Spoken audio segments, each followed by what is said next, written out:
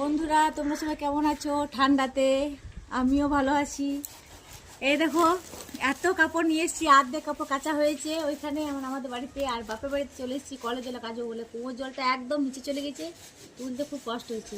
তার জন্য দেখো এক ভর্তি কাপড় কাচবো, এখন ভিজাচ্ছি। এই দেখো এই ব্ল্যাঙ্কেটগুলো সব কাচবো, এই যে নিয়ে এসেছি।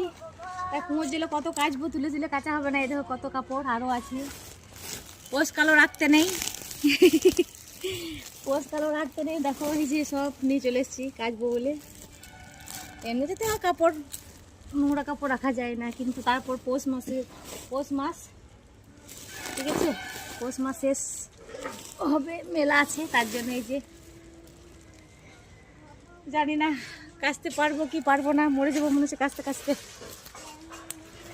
আমার ভিজানো কমপ্লিট, এখন জল আসেনি কলে, জল আসবে আর এই যে কাচবো।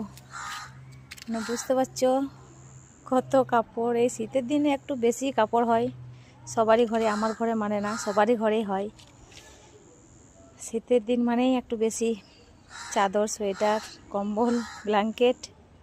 কী করব, কাচতে তো হবেই। আজকে ছুটির দিন আছে আমার, রবিবার, আগে সেলাই যায়নি, রেস্টও পাবো না, কাজ তো করতেই হবে।